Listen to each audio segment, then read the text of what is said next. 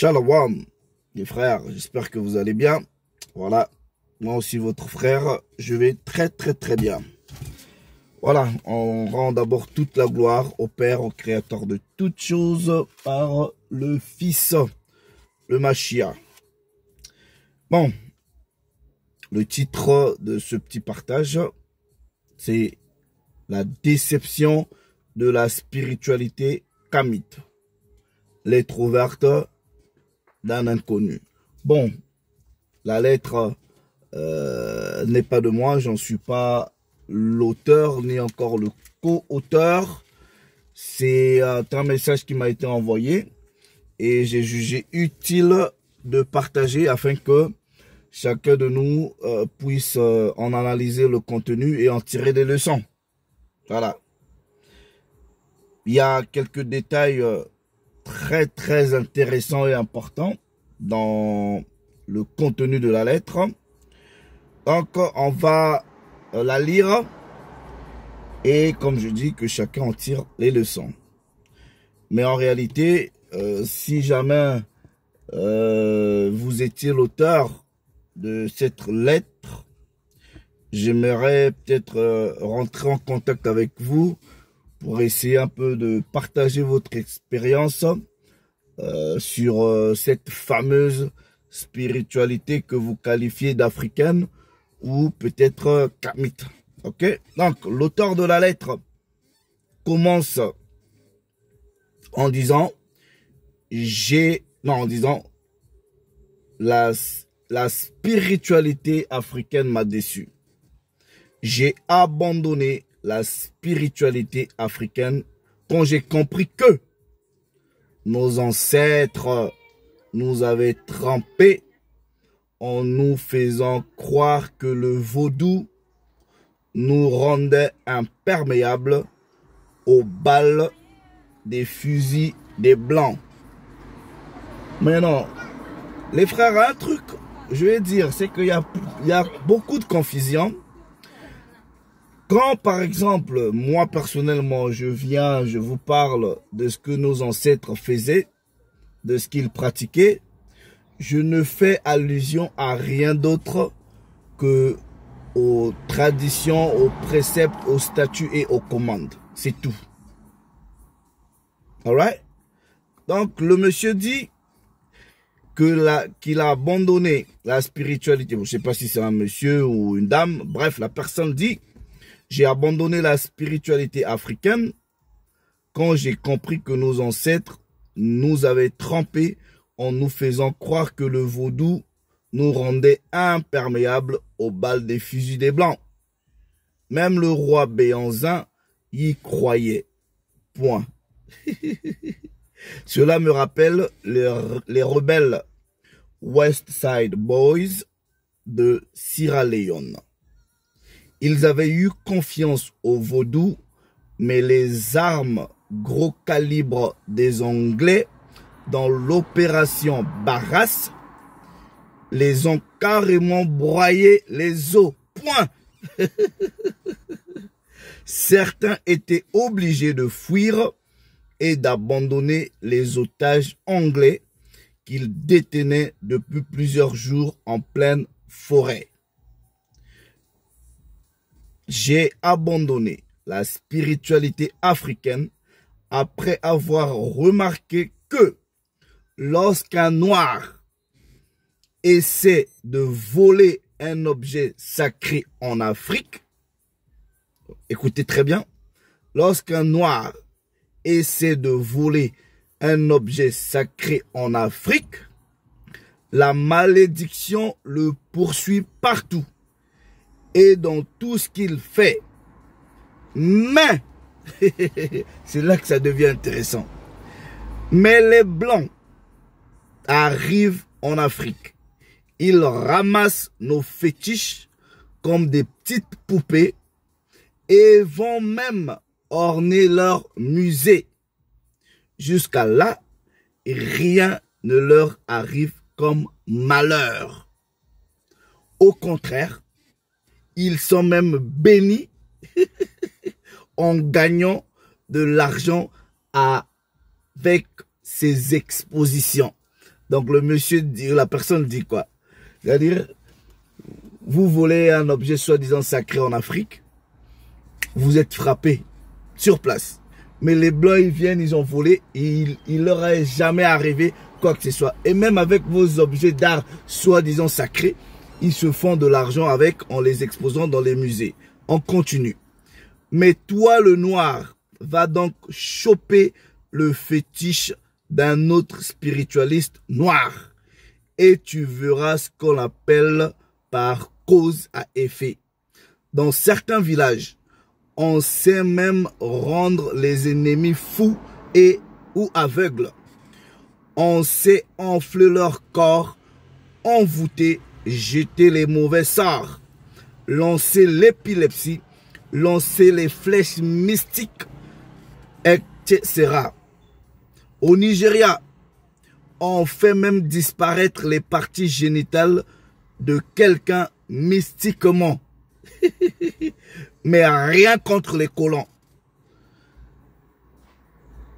Dans un groupe, j'avais posé la question au Kamit en disant, justement, mais pourquoi les dieux égyptiens ne nous ont jamais sauvés? C'est toujours une question que je m'étais posée, puisqu'apparemment la spiritualité égyptienne ou je sais pas, voilà, c'est le summum. Bref, je continue la lecture pour être concentré sur la lettre. Mais j'ai abandonné la spiritualité africaine lorsque les Bawa du Cameroun m'ont révélé qu'ils sont des experts pour envoyer la foudre sur leurs ennemis. Je me demande toujours pourquoi cette foudre n'a pas foudroyé les colons pendant 400 ans d'esclavage. Ils savent seulement tuer leurs frères noirs avec ces pratiques. C'est même la preuve que les noirs auraient vendu d'autres noirs aux colons comme esclaves. Le voyage astral fait partie de la spiritualité africaine. Mais nos vieillards ne se servent jamais technologiquement de cette pratique pour conduire les jeunes à créer des drones africains, par exemple. Ils l'utilisent seulement pour espionner les gens dans la sorcellerie et faire du mal. J'ai abandonné la spiritualité africaine lorsque j'ai appris que certaines tribus savent punir les voleurs en leur envoyant des abeilles qui se posent partout sur leur corps jusqu'à ce que le voleur rende ce qu'il a volé. Et j'ai même vu une vidéo, quelqu'un aurait volé une télé, après on lui a lancé des abeilles, voilà. Bref, cette vidéo, elle est sur Internet. Ok? Il continue. J'aurais voulu que nos ancêtres fassent cela sur ces fils des colons qui continuent à piller l'Afrique aujourd'hui. C'est une preuve que la spiritualité africaine n'est utile que pour faire du mal aux Africains. L'ennemi du noir, c'est le noir. Bref, j'ai compris que la spiritualité africaine est basée sur du mensonge pur et le manque de puissance pour servir les Africains eux-mêmes. Pourtant, ces pouvoirs agissent entre nous et contre nous. Désolé, mais nous devons aussi reconnaître que nos ancêtres nous ont menti. Les Kamites afro-centristes disent que nos présidents devraient arrêter de prêter serment en jurant sur la Bible et le Coran et qu'ils doivent désormais jurer sur des masques et fétiches des ancêtres parce que les masques et fétiches sont sans pitié lorsqu'ils frappent ceux qui détournent les fonds publics. Oui, mais il faut d'abord que ces masques et fétiches détruisent ces blancs qui pillent l'or de l'Afrique. Le diamant, le cobalt, tout ça là. Bref, j'ai abandonné la spiritualité africaine quand j'ai constaté que rien n'est écrit. Aucun livre, pas de mode d'emploi. Tout est toujours obscur et caché. Les maîtres spiritualistes sont devenus des jongleurs et des arnaqueurs, exactement comme le font certains faux pasteurs. Toujours derrière les rideaux. Pour se faire initier, on doit traverser les cours d'eau sales, la boue, les épines de brousse et finir dans une case ridicule remplie de poussière et de toiles d'araignée qui nous souhaite la bienvenue. Là, mon ami Paul Camerounais, il disait Azamba. Bref, en gros, c'est une spiritualité qui aime la saleté. Bref, il continue en disant, on a même du mal à respirer.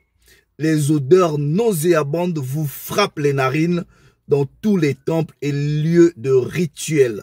C'est terrible. J'ai abandonné la spiritualité africaine après avoir observé la souffrance des Bamileke du Cameroun sur les crânes de leurs ancêtres. Ces crânes exigent toujours des sacrifices, même au XXIe siècle, de l'huile, du sel, du maïs, etc. On jette carrément le sacrifice des ancêtres par terre comme la nourriture des chiens, et pourtant ces ancêtres mangeaient dans de jolies assiettes quand ils étaient vivants. Quel manque de respect. Parfois ces crânes sont même tout sales. Certains ont témoigné qu'ils reçoivent des malédictions lorsque ces rituels ne sont pas respectés. Malédictions telles que accident, maladie, divorce, célibat, pauvreté, stérilité et même la mort. Quels sont ces ancêtres qui deviennent si méchants pour une simple question de repas, entre parenthèses, sacrifice, alors que de leur vivant, ils pouvaient dormir affamés pour sauver leurs enfants. Maintenant qu'ils sont morts, ils menacent de tuer leur progéniture à cause de la nourriture. Ça prouve que ceux que nous appelons ancêtres après leur mort sont en fait des démons. Certains possèdent des totems. Il y en a qui ont des totems. Si ton totem meurt avant toi, tu meurs aussi rapidement. Mais si toi tu meurs avant ton totem, alors dans ce cas, ton totem continue tranquillement sa vie. Quel calvaire! Allez voir comment les gens meurent dans le Famla du Cameroun. Dans la spiritualité africaine, on déchire les corps des enfants partout sans anesthésie avec des lames et des couteaux rien que pour les initier. Chez nous au Congo on appelle ça les camons. Voilà, vous voyez les scarifications. Voilà, des trucs comme ça. Voilà. Bref, il dit, après ils mettent des poudres dessus, tout ça là. Quand j'étais tout petit, on avait un tonton dans le quartier. Voilà, lui, il faisait ça aux jeunes, vous voyez. Maintenant, tout le monde dans le quartier pensait que bah, si lui, il fait ça, c'est que lui, il doit être fort. Mais un simple pousse-pousseur, vous voyez les pousse-pousseurs en Afrique, là, l'avait bien tabassé. Bref, je continue ma lecture. Ouf. Il dit, quelle horreur. Il dit, j'ai abandonné la spiritualité africaine à cause de l'hypocrisie. Quand les adeptes dansent chaque soir lors des rituels, ils pensent qu'ils ne troublent le sommeil de personne. Mais quand les chrétiens prient dans la nuit, ces mêmes adeptes de la spiritualité africaine parlent de perturbation de sommeil. Paradoxalement, ils trouvent que les bars et boîtes de nuit font beaucoup du bien.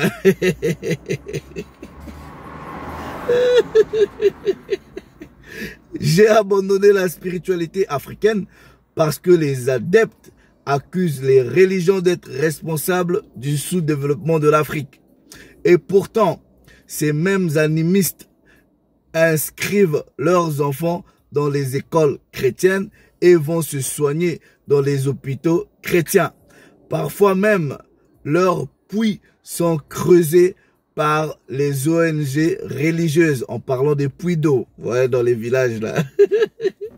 J'ai abandonné la spiritualité africaine quand j'ai remarqué que le Bénin n'évolue pas. Pourtant, ils ont gardé leur précieux vaudou. Tout ce qu'ils savent faire, c'est de multiplier l'argent sur Facebook. Haïti pratique aussi le vaudou ancestral.